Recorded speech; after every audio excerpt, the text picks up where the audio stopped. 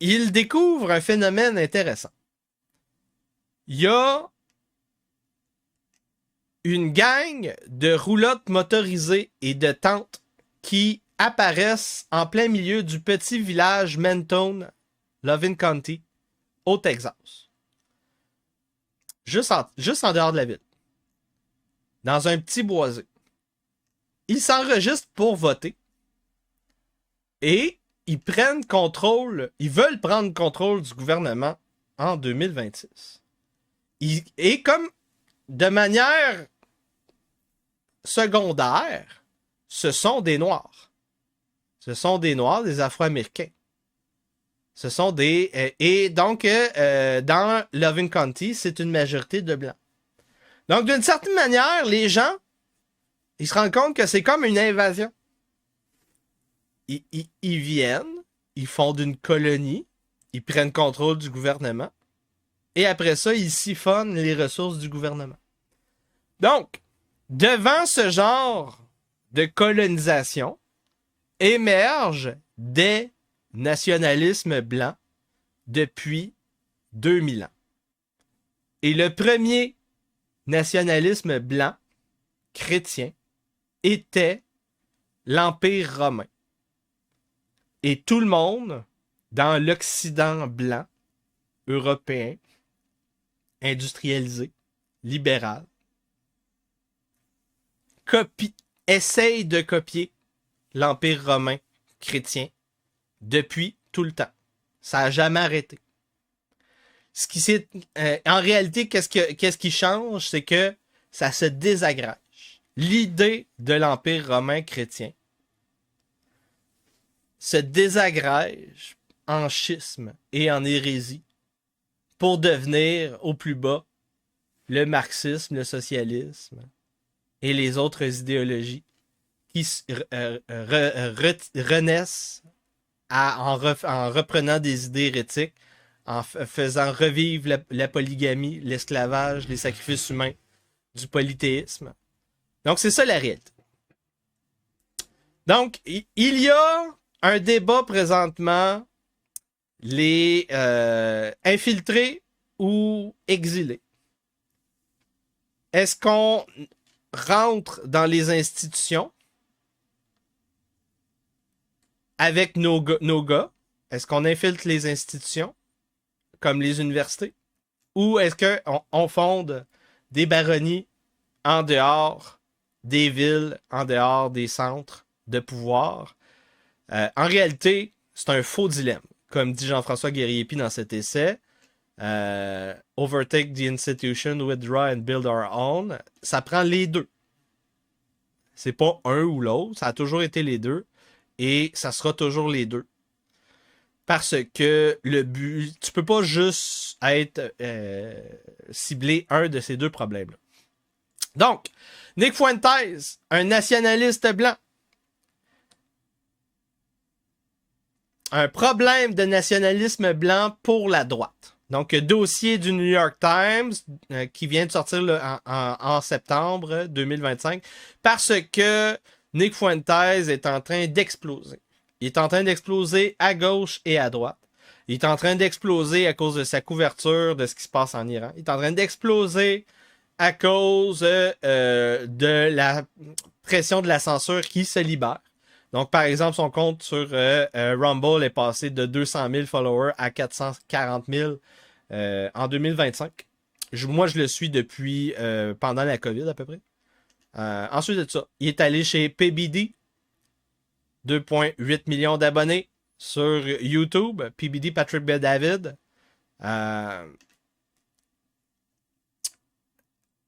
Il a tenté de rouvrir un YouTube et un Spotify, mais il a été rebanni. Donc, la pédale de la censure n'est pas encore... la pression de la censure n'est pas encore toute relâchée. Mais présentement, les débats sur Israël sont sur la sphère publique pour la première fois depuis très longtemps. Pas encore au Québec. Pas encore au Québec, mais aux États-Unis, c'est rendu un débat courant parce que on ne peut plus nier cette ingérence sioniste juive israélienne sur la politique américaine, même chez les sionistes néoconservateurs comme à gauche, comment il s'appelle déjà, Steve Bannon, et à droite, Sébastien Gorka. On est obligé de s'ostiner en public et ça fait que la question continue à se présenter. Et donc, face à cette vision néoconservatrice, sioniste, blanche, anti-musulmane, très important de faire l'histoire des longues durées. Et je vais débunker cette mythologie du nationalisme blanc européen. Donc, ça a été inventé au 19e siècle. Ça a été inventé au 19e siècle avec les idéologies. C'est ce qui a mené à des visions nazies mélangeant un peu de culture chrétienne et énormément d'idées pré-chrétiennes, donc polythéistes. Et historiquement, les Européens se sont toujours vus de manière disunie, divisés. On voyait les races avec beaucoup plus de précision que juste blanc. L'idée de blanc, c'est récent, c'est moderne, typiquement moderne. Donc, partout sur la planète, ça fonctionne de la même manière. Tu as des peuples de barbares qui émergent démographiquement. C'est de même depuis 10 000 ans. Ça émerge. Ça émerge. Ils font plus de bébés. C'est des meilleurs soldats. Des fois, ils ont des nouvelles technologies. Plus d'accès, des meilleurs accès aux ressources. Et ils réussissent à conquérir des tribus, des royaumes. Et là, pour tisser un empire, ils ont besoin d'une religion. Ils ont besoin d'un récit, d'une ontologie qui perpétue, comme un logiciel d'exploitation sur un ordinateur, perpétue cet empire-là. Tous les empires ont leur religion. C'est juste comme ça. Ça peut être polythéiste, hein, en passant. Genre, quand tu t'en vas chercher les Mongols, c'est très polythéiste avec des accents. Ils ont... il y avait donc des préférences dans la religion impériale mongole. Ils avaient même donc des coupes de cheveux. Il y avait 2-3 coupes de cheveux. Tu avais ta coupe de cheveux. Donc, même si tu étais un chrétien, tu étais obligé d'avoir la coupe de cheveux mongole. Donc, il y avait une religion impériale, même si c'était polythéiste. Donc, très important. Et là, avec ce système-là, émerge l'idée chez un bassin démographique où il y a un petit Jésus qui est arrivé, émerge que dans cette civilisation-là, qu'on a eu une série de contrats avec une entité, Dieu, Yahvé. Et là, Jésus il amène le dernier contrat. Le dernier contrat de tous, le Last Covenant. Il meurt sur la croix pour nous sauver. Et donc là, on a le contrat sociétal, le meilleur pour perpétuer notre propre race. La race chrétienne. À la base, c'est censé être un empire théologique. On est censé conquérir par la foi, les actions, les bonnes œuvres. Et ces bonnes œuvres se voient à travers les lois canoniques, la succession apostolique, les mystères, l'ontologie. Et plus tard, plusieurs siècles plus tard seulement, arrive le codex, le livre des livres, la Bible avec un grand B. Pendant les 3, 5, même 10 premiers siècles, le christianisme est transmis de bouche à oreille. Très important. Donc, revenons aux sources ici. Diffusion du christianisme 1er, 5e siècle après Jésus-Christ. On voit ici la carte. Donc, les centres, c'est la Syrie, le Levant. Donc, la Syrie, c'est ici. Le Levant, c'est ici, Antioche. C'est Constantinople, la Grèce. Et beaucoup plus tard, après 2-3 siècles de christianisation romaine, avec des empereurs païens, arrive la christianisation de l'Italie et de la christianisation de l'Empire romain. On va avoir des colonies de Romains qui sont étiquetées de manière quasiment équivalente à chrétiens durant la période 1er, 3e siècle. Donc, chez, par exemple, les Perses qui étaient pour la religion de feu, le zoroastrianisme, les Romains, c'était des chrétiens. Mais les chrétiens, c'était pas tous nécessairement des Romains. Mais donc, les Romains font des colonies impériales chrétiennes partout. Et ça va évangéliser avec métissage les peuples barbares européens. De cette christianisation de l'Empire romain naissent des dynasties impériales, des empires chrétiens européens pendant le Moyen Âge, à partir du 6e jusqu'au 13e siècle. Les Carolingiens et les Mérovingiens, Charlemagne, qui à la base, c'est le bassin des Gaules, des Goths, le nord de l'Europe. Plus tard, cet empire chrétien va s'appeler le Saint-Empire romain germanique, comme une renaissance de ces empires chrétiens, carolingiens, mérovingiens. Parallèlement à ça, le centre de pouvoir théologique romain, qui est resté, même après l'effondrement de l'Empire romain occidental à Rome, après les sacs des Goths, Ostrogoths, Vandales, on va avoir donc le pape, l'autorité, en schisme avec l'Église orthodoxe de Constantinople, depuis 1052, qui vont séculariser le pouvoir du pape. Donc, premièrement, on va faire un pape, et deuxièmement, on va en faire un prince, qui va avoir des états papaux, et qui va essayer de construire son propre empire des chrétiens.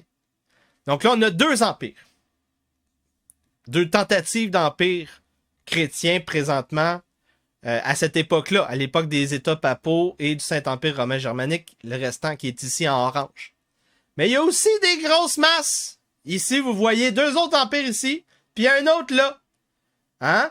On a vu que l'Espagne s'est construite avec l'Inquisition, 13e siècle, 14e siècle, 15e siècle.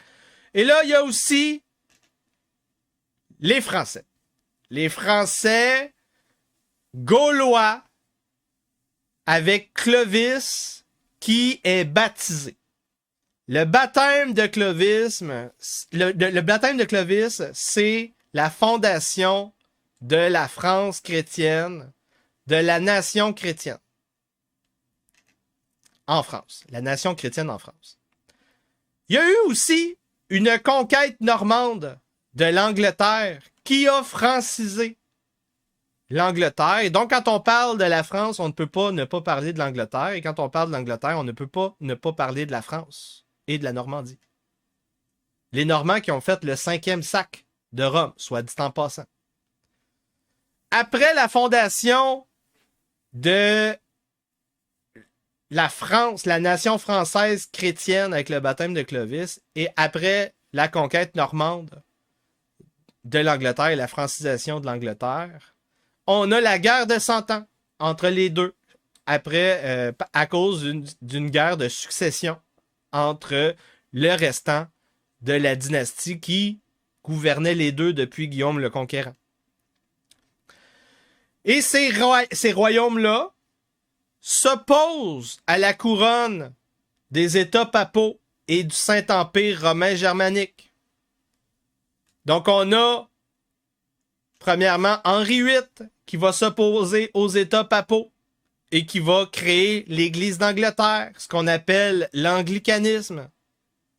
Et on a les Français qui vont développer la monarchie absolutisme et le gallicanisme, cette idée que le pape n'a pas autorité sur la couronne de France, le royaume chrétien français, la nation française chrétienne.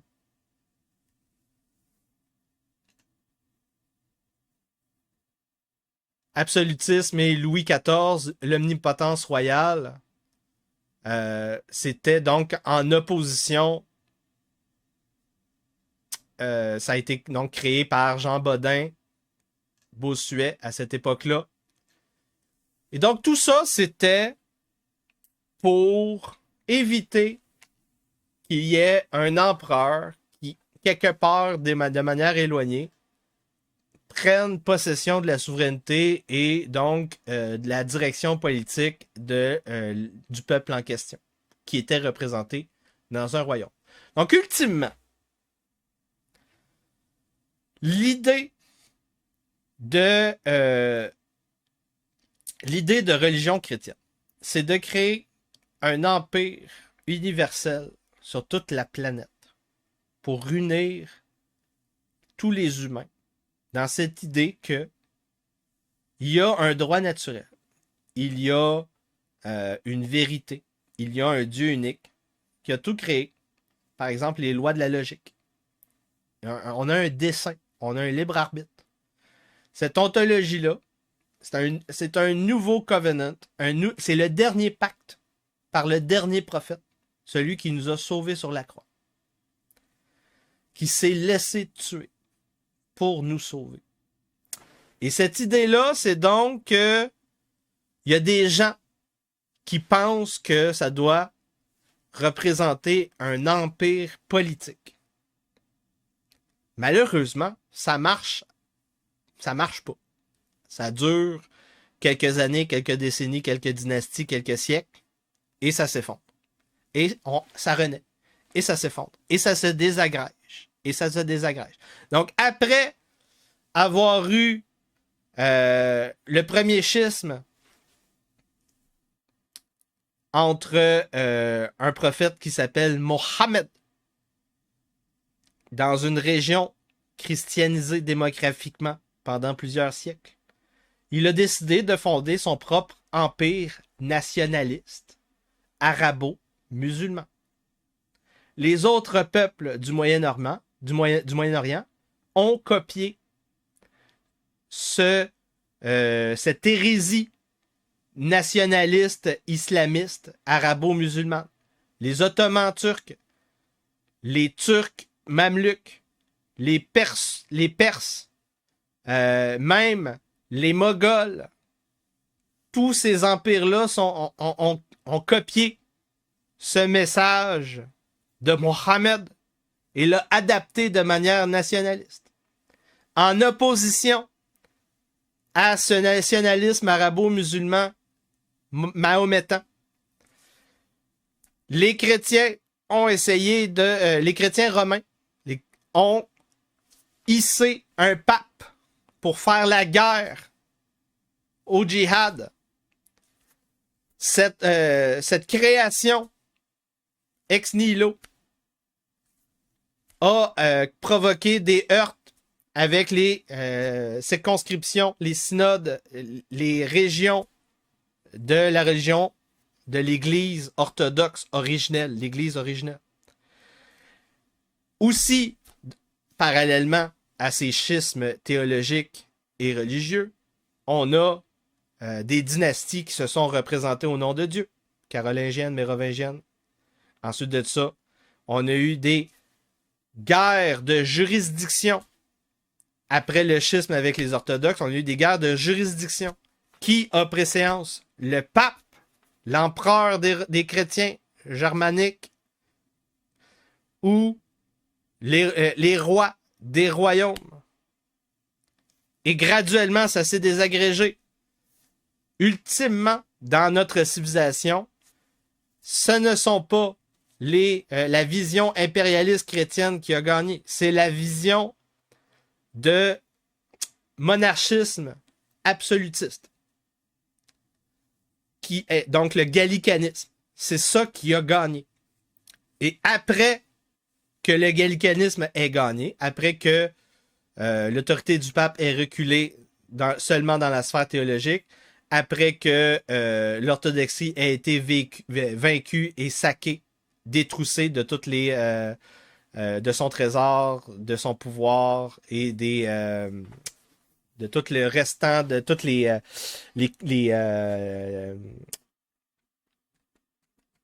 objets sacrés chrétiens.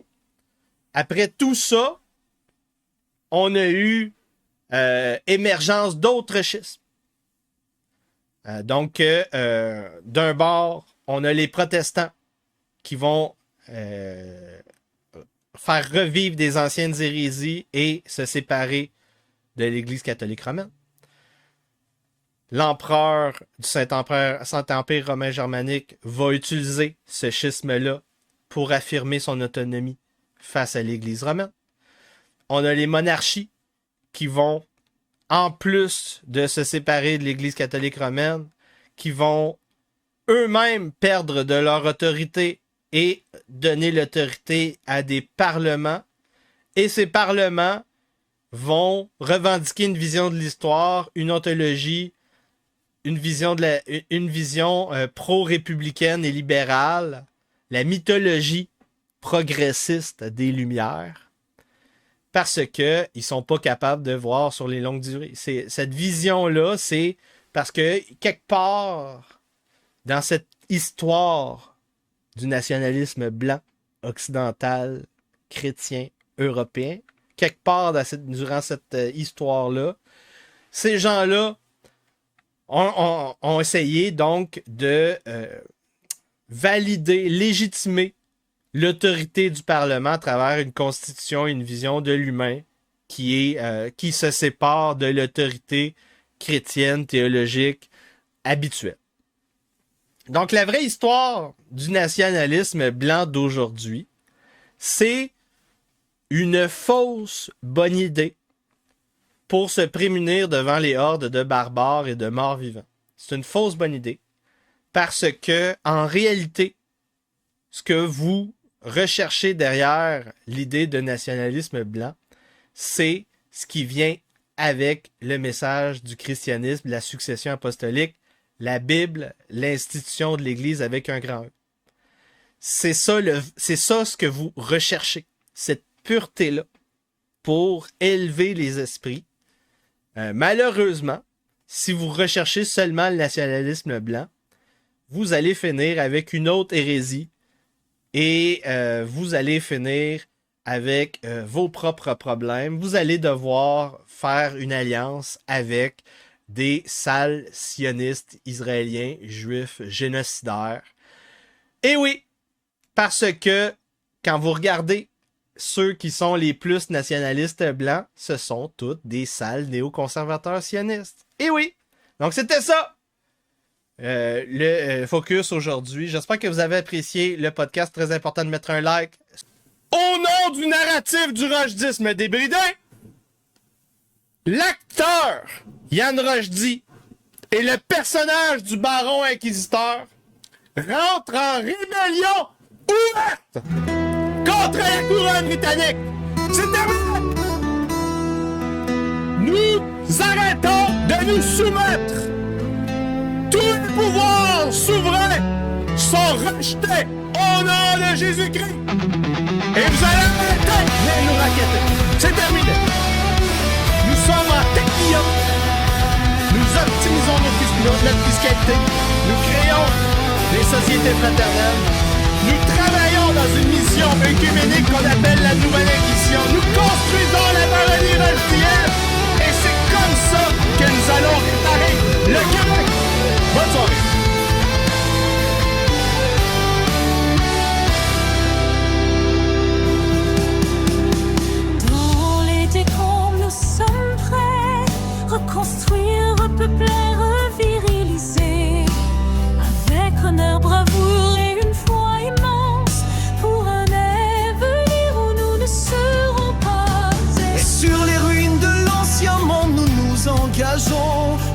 famille, le christianisme, nous prêtons serment. Nos cœurs dans les ténèbres, ils chantent, nous prions le Seigneur de guider nos pas. Nous bâtissons des baronnies avec courage et devoir. L'entreprise, un contrat viriliste, un nouveau foyer où la parole donnée est digne d'ordre et de justice. Un pacte entre les hommes sous le regard de Dieu. Serment des martyrs, sur les ruines nous jurons. Nous nous élançons dans le rachetisme pour un monde où la vérité et l'amour sont la norme. Vivre l'avenir ensemble, si Dieu le veut.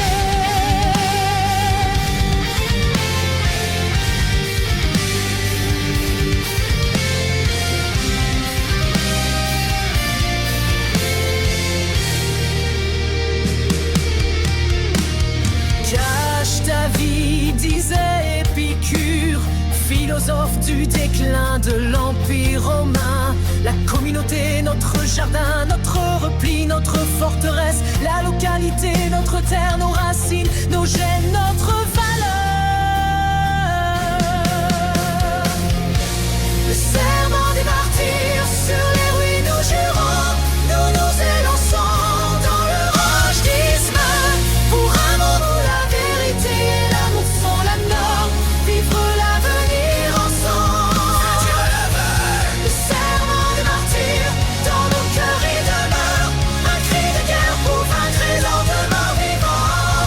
Sorcières, succubes, démons et nécromanciens, bâtir une baronnie, reviriliser le Québec.